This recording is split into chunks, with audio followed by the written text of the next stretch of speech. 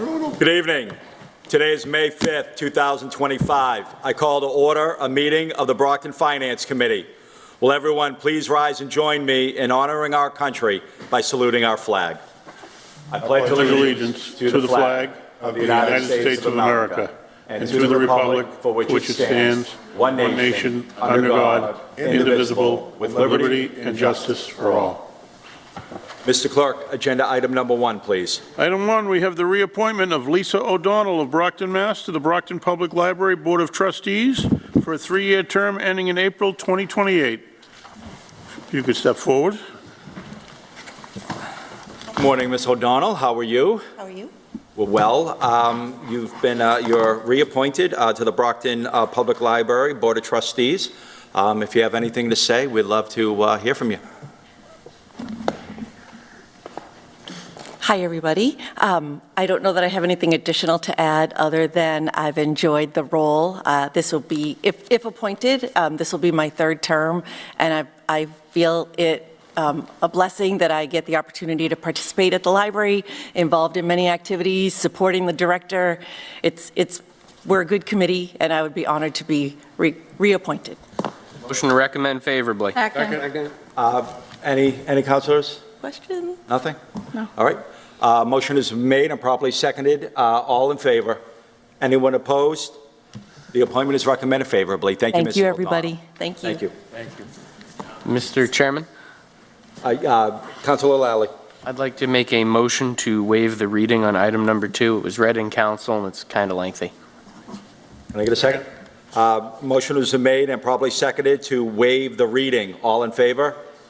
Anyone opposed? The reading is waived. Mr. Clerk. Item 2, ordered in compliance with the provisions of the election laws. Notice is hereby given that the city preliminary will be held on Tuesday, November 16th, 2025, and that the city election will be held on Tuesday, November 4th, 2025, in the following designated polling places. And councilors, those are all identical to the last election, except for Ward 2, Precinct C, is back at the Mary Cruz Kennedy Senior Center after the remodeling. So that will be back there. And further, that the polls will be open at 7 a.m. and will be closed at 8 p.m.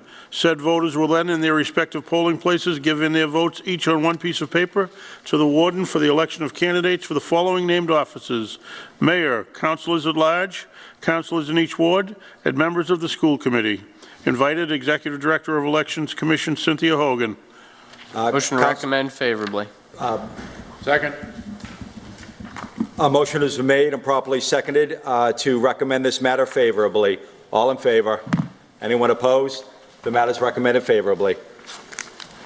Item 3, ordered that the City Council authorizes the acceptance and expenditure of the total grant funds in the amount of $13,298.05 from the Massachusetts Executive Office of Public Safety to the Brockton Fire Department. Invited Fire Chief Brian Nardelli, CFO Dr. Troy Clarkson. Good evening, Fire Chief. How are you this evening? Good evening, Mr. Chair. Good evening, councilors. This is the grant that we put in for every year through the Department of Fire Services, SAFE Grant, Student Awareness Fire Education. So this grant not only goes to the children and the school kids, but it also there's a senior component to it as well that was actually started right here in the city of Brockton. That was something that Deputy Chief Hendrigan, he was the SAFE officer years ago, got this underway. So this in total will basically be able to take and buy the helmets, the books, all of the different stuff, the rulers, everything for the kids. It also goes towards funding partially our Fire Prevention Day in October. And then Firefighter Reardon also works with Janice to do fall prevention, fire safety, and things of that nature at the senior center. So this is a non-matching grant. This is money we have straight out from the state. Peter's been off to a rip-roaring start. I know he was in here a few weeks ago to talk to you guys. He's doing an incredible job, so he'll keep up the good work. So. Motion to recommend favorably back to the full City Council. Second. Yes, on the motion. On the motion, Councilor Farwell. Just one quick question for the chief. We're very proactive with public safety grants. Do you have a sense of how much money in the aggregate we bring in each year to assist with our fire department staffing, operations, and ancillary services? So as you know, this is $13,000. This year, we have brought in, also through the State Department of Fire Services, we received a $25,000 grant that we received to be able to buy new turnout gear. And one of the good things, working with Dr. Clarkson, something that we wanted to put in the new public safety building, we purchased an SCBA cleaner that I came before you to accept back a couple of months ago, which is purchased and will be delivered shortly. That was that. And then the big ones are the SAFER grant, where we funded 16 positions that we're hoping to reapply for again. That was over $3 million. That was $3.7 million in total. And then it's hard to say with the assistance to firefighter grants through FEMA, because we've been getting them for so many years. We've purchased fire trucks. Right now, the current one that we're working on is about $560,000, and we were able to put every single member of the Brockton Fire Department through trench rescue training, which is one of the most difficult classes to get into at the Department of Fire Services at the Fire Academy. What we were able to do is bring this grant in. We were able to train everybody. And I think when I spoke to you about this before, it was really interesting, because what we were able to do is, trench is a difficult class to get into. The bigger part of it right now, with all the construction going on in the city, you see everything we got going on.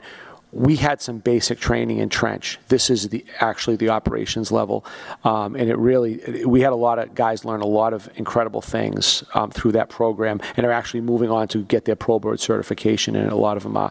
So that was about $560,000. Well, some of the things that have been working, though, with the new administration, we were concerned about payments, but through Dr. Clarkson and myself, we've been able to make sure we've reached out to our contacts in Washington. Those payments have continued, where some stuff has been stopped. So there must be some liking to firefighters, I'd like to see.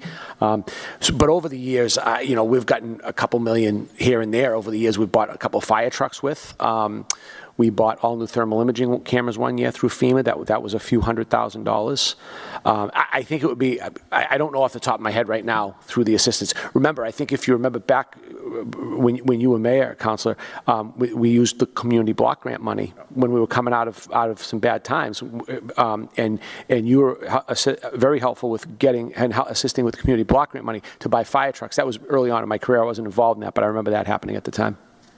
Well, and I just wanted it part of the record, because I think people don't realize how aggressive we are chasing grants, and if we had to try to fund all of those things on our own, we wouldn't be able to do that. So I agree. I appreciate your efforts, Dr. Clarkson's efforts, everyone who writes grants and seeks extra funding. I think it benefits the public tremendously. So I appreciate that, and I really have to give the biggest shout out to Deputy Chief Scott Albanese. He has been incredible with the grants and what we've been able to do. It's funny, we were just talking about it down at Dr. Clarkson's office before we came up here, and he has a second calling in life if he need be, because he does an incredible job with writing grants, and we've been very successful because of that. thank you, Mr. Chairman. Thank you, Chief. Thank you, Councilor. Anyone else? Seeing none, motion has been made and properly seconded to recommend this matter favorably. All in favor? Anyone opposed? The order is recommended favorably. Thank you, Fire Chief. Thank you, Councilors. Item 4, resolve, whereas heart disease is the #1 cause of death in the United States and the second leading cause of death in Massachusetts, and whereas heart disease, including coronary artery disease, heart failure, and arrhythmias, significantly increases the risk of cardiac arrest, a condition in which the heart suddenly stops beating due to an electrical malfunction, and whereas cardiopulmonary resuscitation, CPR, together with an automated external defibrillator, AED, is the most effective way for bystanders to help someone in cardiac arrest. CPR keeps blood flowing to vital organs, while an AED can restart the heart by restoring its normal rhythm. And whereas, according to the American Heart Association, AHA, immediate CPR can double or triple a person's chances of survival after cardiac arrest, yet only about 40% of people who experience an out-of-hospital cardiac arrest receive the immediate help that they need before professional help arrives. And whereas CPR classes can be taught in just 30 to 45 minutes, making them a quick and accessible way to equip students with life-saving skills. And whereas 41 states have recognized the importance of CPR training by mandating it for high school students, making Massachusetts one of only 9 states that does not require it for high school graduation. And whereas Massachusetts legislators have introduced 5 bills that seek to make CPR and AED training a requirement in high schools across the Commonwealth. Senate 447, an act providing hands-only CPR training and the use of defibrillators. Senate 456, an act requiring instruction in CPR and the use of defibrillators for high school graduation. House 556, an act providing CPR and AED education for all, AKA the CPR and AED Education for All Act. House 572, an act relative to cardiopulmonary resuscitation and automatic defibrillator education in public schools. House 750, an act providing hands-only CPR training and the use of defibrillators.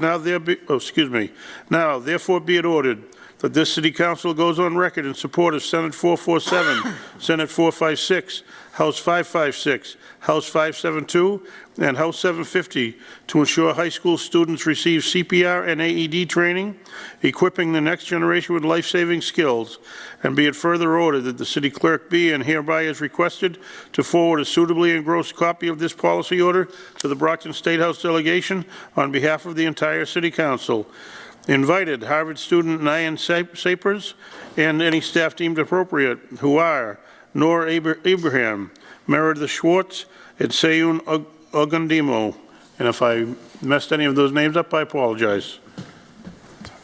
Good evening, Harvard students. Please, if anyone would like to speak on this matter, please come forward, give your full name and address for the record. Yeah, please. Welcome to Brockton City Council. Thank you for joining us this evening. Good evening, council members. I'm Nyan Sapers. I'm a junior at Harvard and a co-founder of the CPR Ambassador Program in partnership with Crimson EMS, which is Harvard's standby EMS organization, and the American Heart Association. I'm here to ask for your support in passing this resolution that will bring life-saving, hands-only CPR and AED instruction to every high school in Massachusetts. Every year, more than 350,000 Americans suffer out-of-hospital cardiac arrest, and fewer than 12% survive. But we know that bystander CPR can double or even triple a victim's chance of survival. Yet Massachusetts remains only one of 9 states without a mandate for CPR instructions in schools. That means countless young people graduate without these critical skills. Last fall, our CPR Ambassador Program trained over 60 high school students to serve as peer instructors in hands-only CPR and AED use. To date, those ambassadors have led more than 50 school-based trainings, reaching over hundreds of their classmates, gotten more than 300 signatures for a petition for hands-only CPR in schools, lobbied at the State House for the bills, and partnered with local EMS agencies to raise awareness among schools and the general public. We've seen firsthand how quickly students learn and how proudly they carry their new skills into homes, sports fields, and public spaces. Our proposal is simple and cost-effective. It would incorporate a 30 to 45-minute CPR and AED session into existing assemblies, health classes, or PE. It would equip each classroom with an inflatable mannequin, which costs about $40, or durable multi-mannequin sets at around $2,000, investments that can last a decade or more. Plus, grant programs that exist in 2 out of 5 of these bills will ensure that all schools, regardless of budget, can participate. City Council resolutions matter. When a city like Brockton speaks with one voice, it demonstrates to the legislature that this isn't just a statewide priority, it's a local imperative. We've already seen momentum build. Boston, Cambridge, Somerville, and Lowell have passed similar resolutions, helping pave the way for their state representatives to champion mandatory CPR education. By adopting this resolution, you'll empower our students with the knowledge to save a life, strengthen community resilience and public safety, and send a clear message to the State House that it's time for Massachusetts to join its peers in equipping every graduate with life-saving skills. On behalf of Crimson EMS, the American Heart Association, our dedicated CPR ambassadors, and the countless residents you serve, I urge you to pass this transformative resolution for Massachusetts. Thank you for your leadership and for helping ensure that when seconds count, Massachusetts students will be ready. Thank you, Mr. Sapers. Good evening, council members. My name is Nooraldeen Ibrahim, and I'm a junior at Harvard College and an EMT with Harvard's Crimson EMS. I grew up in Brooklyn, New York, and I still remember walking through a community parade as a kid and seeing a CPR demonstration being done by our local ambulance. And that small moment struck with me. A few years later, I actually started volunteering at that same agency, and I helped lead the CPR trainings for both kids and older adults in the community, and eventually became president of the youth division. where I coordinated outreach even more widely. And at that point, what I learned was that, even now as an EMT, is that CPR saves lives. Not just in ambulances, but on soccer fields, playgrounds, and even on a kitchen at home. It's really easy to learn, quick to teach, and incredibly powerful.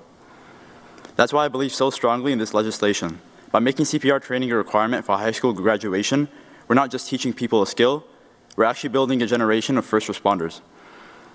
Because when someone collapses from cardiac arrest, it's not a doctor or an EMT that gets there first, it will be a friend, a teammate, or a classmate. This resolution matters because every second matters, and with your support, we can make sure our students are ready to act when it counts the most. Thank you. Thank you, Mr. Ibrahim. Councilor Griffin, this is your resolve.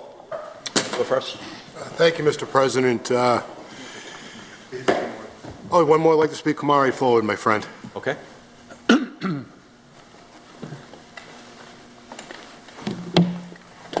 Good evening.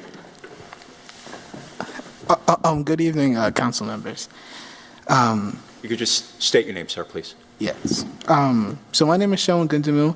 I am a junior at Harvard University. Sure. And I'll be honest with you, back when I was in high school, I really couldn't tell the difference between like doing CPR or just giving like the Heimlich maneuver, which I think is kind of a common experience that a lot of current high schoolers also have. We kind of don't really know what CPR is, and we don't really have that education. But back in high school, I was fortunate enough to take a pre-medical class at our local at a local hospital back in Delaware.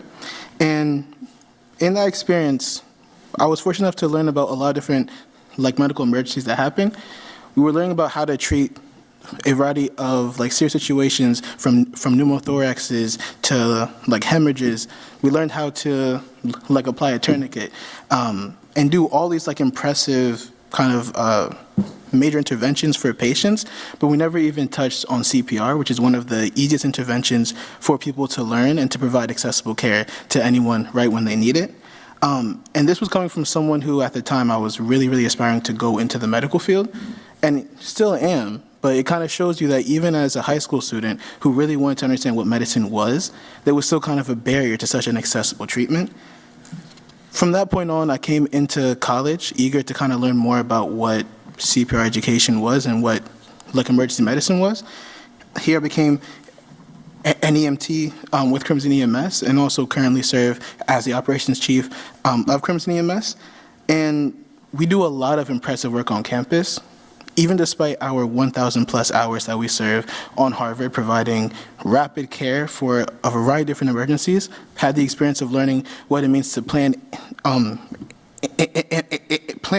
prepare, and execute serious plans and serious interventions that can help people. Despite all of that time, we kind of also recognize that as much as we can plan, we can't really make an impact as we could using education. With education, we have the ability to turn people and turn bystanders into people who can act and who can take action. We shouldn't just be relying on our emergency services to do a simple care that pretty much anyone can learn. And for that aspect, a lot of our org has spent a lot of resources into doing training. We've launched our own training programs within our school for non-cert and certification classes. And also me personally, I've also helped to work with high school students through the CPR program with NIAN, and I've been able to kind of guide young students that are in high school, learn how to implement like CPR education in their own high schools. And they've done some very, very, very impressive work, from leading trainings, leading talks, leading conversations, having guest speakers come in. And I really think that if these high schoolers can go and make the change in their high schools, then we can do that now here. We have the opportunity to really make cardiac arrest not as pressing as it is, and also have the ability to ensure that everyone has the resources to accessible care. And I think that for us, supporting this legislation means that we're going to ensure that Massachusetts is prepared to act when it means most, and that we're prepared to save lives no matter what situation it's in. Thank you. Thank you, sir. Good evening, ma'am. Hello, council members. My name is Meredith Schwartz. I'm a sophomore at Harvard, and I'm also in Crimson EMS, which is the standby service for emergencies and events at Harvard. I'm here tonight to ask for your support for the resolution that would ensure every high school student in Massachusetts, and especially in Brockton, receives life-saving CPR and AED training. You've heard from my colleagues how important it is, and I think it would be great if all students could learn how to do this to be able to act in an emergency situation. But also it sends a strong message. Learning CPR is really important, and saving lives isn't just a job that professionals can do, it's a job that we can all do, and that we should all know how to do. So passing this resolution will make that possible. Thanks so much for considering it and listening to us and helping our communities be safer. So thank you. Thank you, Ms. Schwartz. Councilor Griffin, you have the floor. Thank you, Mr. President. Again, I want to thank you guys for coming, and I know when Mr. Sapers reached out to me, we had a long conversation. What really was surprising to me that Massachusetts is one of 9 states that doesn't already mandate in their schools. I was really taken back by that, because I know the state prides itself as being very proactive as far as education goes. I was a little bit surprised. So I support this 100%. Anything I can do to help you, you have it going at the state house, at the Senate, and the House level, which I think is great. Anything I can do to help you in this endeavor, you have my number. Reach out to me. Glad to help you. And I encourage my councils also to vote in favor of this also. Thank you again for coming in. Before you leave tonight, I have some citations I want to award all of you before you leave. Thank you, Mr. President. Thank you, Councilor Griffin. Councilor Minichiello. Like Councilor Griffin, I fully support this this proposal. The value in something like this is definitely there.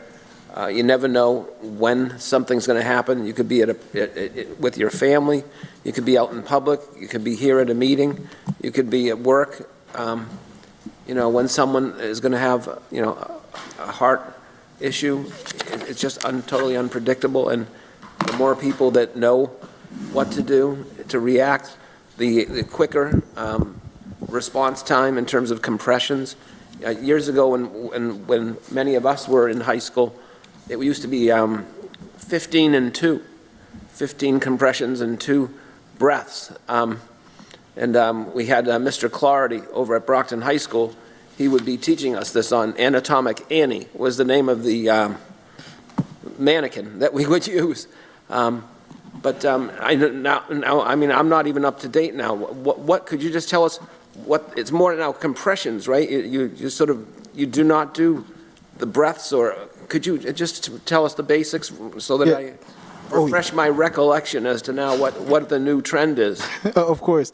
So, kind of now the main trend is for a lot of emergencies that do occur where it's like cardiac in nature. The goal is for us to really administer CPR, because what they realize with new research is that the body actually has oxygen that's circulating in the body that lasts for a few minutes.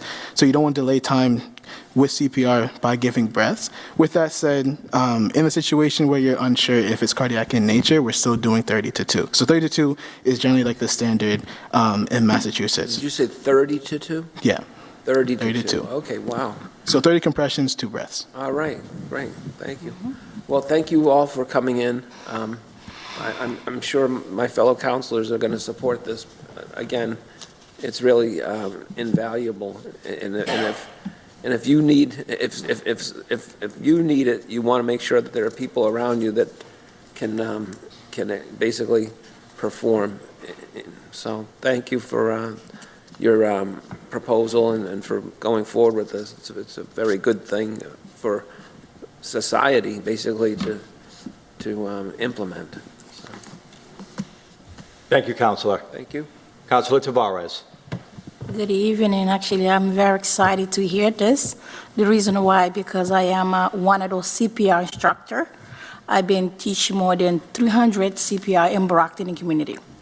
And this was my dream a long time, because I know Brockton High School does not have those training, which I think, like you guys just explained, that's so important, because, if anyone has, heart attack, literally 10 seconds, they can get stroke, because the blood is going to go straight to the brain before they go to the doctor, can be a lot of damage right there. But if anyone does know CPR next to anyone, whatever that happened, you can be able to save someone's life. I think that's the best ideas, even to train anyone, because like, I have my son, 4 years old, I'm trying to teach him as well. And in all my family in the house, even my neighbors, I'm trying to teach them how to become a CPR, because you never know when the thing's gonna happen. That's the best news. I'm fully support. If you guys ever need any support from me, help, like I said, I'm an instructor. I am part of the pro training. I don't know if you guys heard about pro training. Yes, I'm a part of that organization. I represent the organization. And I am more than, actually, very speechless, because that was my dream a long time, for all the school have those training to teach those kids. And yes, thank you so much again. Thank you. Thank you, Counselor. Counselor Farwell. Thank you, Mr. Chairman. My remarks are a little more personal. It is so impressive to have the four of you here. I mean, we see college students get involved in political issues and socioeconomic issues, and you've chosen a medical issue that's of importance to you that touches every demographic, every age group. Unfortunately, we've seen high school and college athletes go down with cardiac arrest, and that makes CPR all the more important. So it really is nice to have you here on this topic. And I commend you. I will tell you that when I was in your age bracket, I was probably more concerned with where is the next party and who's bringing the beer. And you're here on a topic that is so timely. And by the way, these meetings are recorded on Brockton Community Access YouTube. I hope you'll make a copy of this tape and 20 years from now look back and see that you accomplished a great deal by all of your efforts. And I thank you for that. Thank you, Mr. Chairman. Thank you, Counselor. Counselor Razak. Thank you, Mr. Chairman. Good evening. Thank you for being here, and I have to tell you, you're all close to my heart. I have a graduating senior just in a few weeks from Harvard, so she was very excited that you guys were going to be here tonight. I sent her, a copy of what you resolve. So I don't have a question for you. I think this is great. I'm going to follow up with what Councilor Farwell stated. This is really great what you're doing, but this isn't rare for Harvard. You guys are doing amazing things, and students are doing amazing things, so we're very proud of you. As far as, what do you need from, what other high schools towns, cities have you reached out to? Because, we want to make sure this gets through, besides just sending a letter.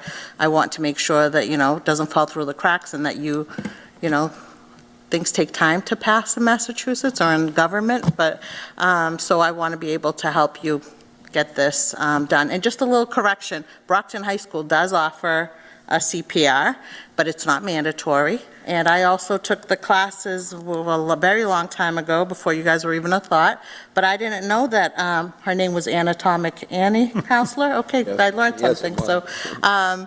So they do offer it, but it's not mandatory. And I think that making it mandatory really will help students, and you never know whose life you can save. So I really think it's great. So if you can just let me know where you've worked on this, like what cities or towns, and what we can do, what's the next step for us besides sending a letter? Yeah, of course. So we have passed resolutions in Boston, Cambridge, Somerville, and Lowell.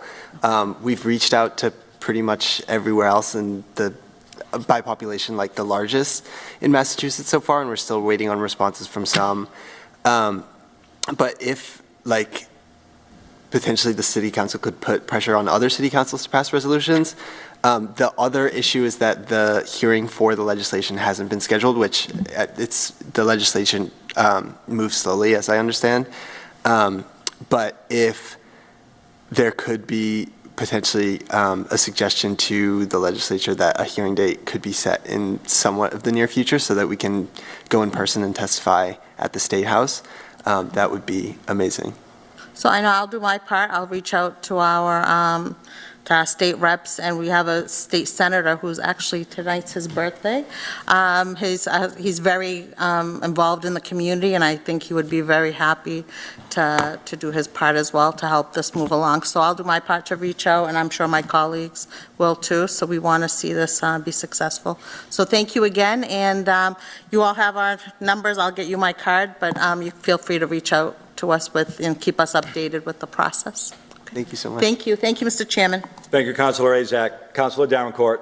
Thank you, Mr. Chairman. First of all, I just want to thank each and every single one of you for actually, taking the time on a Monday evening to come down here. And obviously, there are so many things that you guys could have done, but you choose to engage, in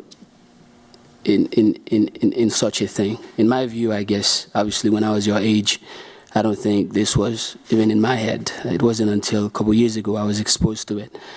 But I just want to commend you guys for, having the courage and the willingness and the commitment to not only engage, but also do your own research in terms of what it is and how people can be educated about it. And I listened to every single one of you, very carefully in terms of your presentation. It was impressive, and your ability to expose this information, and of course, educating us about the value, the importance, and what we can do, not just for ourselves, but also for people out there, is truly amazing. And then obviously, it's probably not going to be an easy step, and I can see that you are very passionate about this.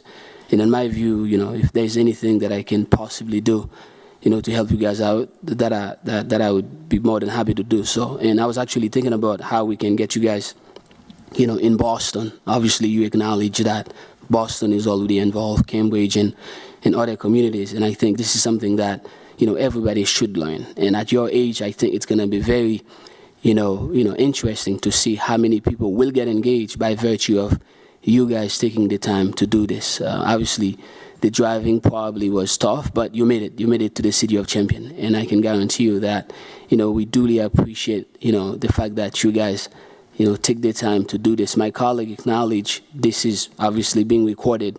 Hopefully in the next 10 to 15 and 20 years, you guys can look back and see what you did and how many lives that you have saved. And hopefully other young people out there, with the same passion, will take the time to go out there and expose it. And hopefully you guys will continue. Again, thank you for your courage. Thank you for your willingness. And thank you for engaging in such important matter for all of us. Thank you, Mr. Chairman. Thank you, Councilor. Councilor Rodriguez. Thank you, Mr. Chairman. First of all, thank you very much for being here. You guys are an inspiration to all of us. Some of us are a lot older than others, younger than some. But it's also interesting that you guys are taking up this massive issue, which is heart disease in this country. It's not as sexy as some of these other diseases sometimes that we hear about all the time, but nevertheless, it's the killer of all the diseases that we deal with. So I'm actually glad that you guys are taking that up and bringing this education to a level that it should be, especially within the high schools within the Commonwealth of Massachusetts. So I had a couple questions, but I guess one was kind of partially answered in terms of where is this now at the state level? And you said you're waiting for it to be scheduled for hearings in a sense? Yeah, it's currently in the Joint Committee on Education, and the hearing has not yet been scheduled. So what is your goal in terms, because I know you guys you're not going to be in college forever, some of us were sitting where you're sitting right now, and before you know it, you're going to get a little older and a little gray around the tooth, longer around the tooth, so you're not going to be in college forever. So when do you envision this becoming somewhat law here in the Commonwealth of Mass? Hopefully, so a lot of the legislation that exists would go into effect in 2026. So that would be our goal, which I think all of us but Meredith would be graduating then. The goal is, though, we also established the CPR Ambassador Program where we trained, it was about, in the fall it was 50, we've added a couple of ambassadors since then, a bunch of high school students to teach their peers and also ensure that the quality of the instruction at their school is up to the standards of the American Heart Association. And this is a problem in other states, such as California. If a school doesn't necessarily have the funding, they don't necessarily need to incorporate CPR into the curriculum. So that's why, like, I'm an advocate of the grant programs, which are established in 2 out of 5 of the bills. But essentially what we are trying to do is not only ensure that there's a mandate at the state level, but ensure that the instruction that ends up happening as a result of it is high quality and also sort of equitably distributed throughout the Commonwealth. I didn't hear you guys mentioning anything about the cities south of us in the sense, like New Bedford, Fall River, Taunton. Have you done any outreach towards them?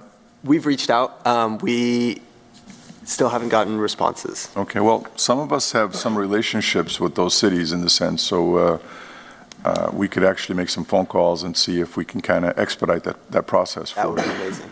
Because I think it's important, because if you can get the support of all the gateway cities in a sense, plus Boston, I think it should be a shoe-in the sense to get that through. Because if the bulk of the state really wants this, and I think it only makes sense that the folks at the state office will help push this forward. So in addition to what Councilor Isaac was saying, some of us will make some phone calls and make sure that you could probably get that on the agenda as well in those communities, especially those 3 cities south of us, Taunton, New Bedford, Fall River, to help this process out so that they can get on board as well. That would be amazing. Thank you, Councilor. All right, but again, congratulations for doing this and keep up the good work and take up whatever other issues you guys feel that is important for us and the people in this Commonwealth. Thank you. Thank you, Mr. Chair. Thank you, Councilor. Councilor Texiera. Thank you, Mr. Chairman. Thank you. Thank you for being the city of champion, like all my colleagues just said. We're here to support you guys, and there's no word to describe this, but to see a student like you guys to take a pleasure to go and teach us about the CPR, that's very important. It's like you said it. It can be a family member, friends, a neighbor, just to learn, and it's amazing what you guys doing, and keep doing, and whatever we can do here on this channel, or like my colleague Moses Rodriguez said, to reach out to the other city according to make sure that we can move this forward. But appreciate it. Thank you, Councilor. Thank you, Councilor. All right, we'll wrap it up with Councilor Lally. Thank you, Mr. Chairman. Everyone else went, so I can't not say, congratulations, thank you for coming. I was really surprised to hear that Massachusetts was not one of the states that had that required, because it seems like, Massachusetts is such an education leader everywhere else. Do you know off the top of your head, if you don't, it's fine, I'm just curious, do you know what other states do not have this requirement? Alaska, I think Hawaii. I have a source that I could send. I know I'm putting you on the spot, I apologize, yeah. I think, Alaska, Hawaii, some states in the Midwest. I'd have to double check, but fair enough. Not any in the Northeast. Yeah. Pretty sure. Oh, we better catch up on that. Yeah, no, I think that that's something that, certainly the members of the council can talk to, the members of our delegation about. I know that, there's quite a long way to go, but certainly the more people passing it on is certainly for the better. It is something, I'm not going to belabor it, because everyone's had a chance, but it is really amazing when you think about it, just how much you can affect those statistics with a little bit of knowledge and a little bit of accessibility, because the paramedics will take a while to arrive compared to whoever's standing right next to you. So, congratulations. Thank you again. Thank you, Mr. Chairman. Motion to recommend favorably back to the full city council. Just for me to wrap it up on the motion, I want to thank you all for joining us this evening and bringing this resolve forward. In high school, I volunteered at Brockton Hospital. It was then that I learned CPR. And it wasn't only something that I learned for a knowledge-based skill, but also a confidence builder. right? It gave me the confidence that if an emergency happened, I had a skill set that I could use to step forward and help people with. And for a freshman or a sophomore, that's really important to instill confidence in our children. And so I think this is a worthwhile goal. I'm going to say it's going to be a tough road to climb, all right? You're requesting this be a mandate to graduate. The Commonwealth just, through a ballot initiative, overrode MCAS being a mandate for graduation. And so just, you're asking for a lot to make it a graduation requirement, but don't be discouraged. Keep fighting, keep pushing this matter forward. And if it doesn't pass this legislative term, just keep pushing forward, okay? And I appreciate, again, you guys coming forward. Councilors, if we do recommend this matter favorably, the plan would be for the clerk's office to draft a letter. That letter would include the content of this resolve, and that letter would be forwarded to our state delegation requesting that they support the bills currently in their respective houses. So a motion has been made and properly seconded to recommend this resolve favorably. All in favor? Anyone opposed? The resolve is recommended favorably. And probably just a good time to let all of you know, you probably look at it every night when you get off the elevator, but the AED on this floor is directly on the wall across from the elevator outside, and there is an AED on every floor in City Hall. So just so you know, because it is one of those things you walk by every day and you don't even think about it. So just to let you know. Mr. Councilor President, Griffin. I'd like to present the citations. Is that okay with you? That'd be great. Please come forward.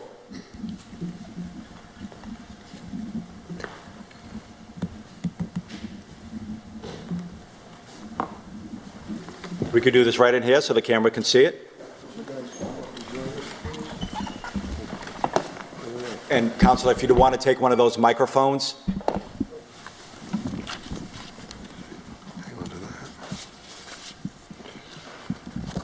Mary? You're welcome. And if you wanted to read one of them. Read. Okay, guys, I want to thank you again very much for coming in tonight. We really appreciate it. This is really a good endeavor that you entered into, and I wish you nothing but success in it. This is a little recognition from the City Council. Let me read it to you. Official citation, let it be known that the Brockton City Council hereby extends its congratulations to all of you in recognition of advocating for CPI legislation in Massachusetts, and let it be further known that the City Council extends best wishes for continued success. As the citation is duly signed by the President of the City Council, attested to, and a copy thereof transmitted by the Clerk of the Council. It's signed by Jeff Thompson, Council President, City Clerk Tim Cruz, and myself. Again, congratulations, and I wish you guys nothing but success. And thank you very much for coming in tonight. Thank you.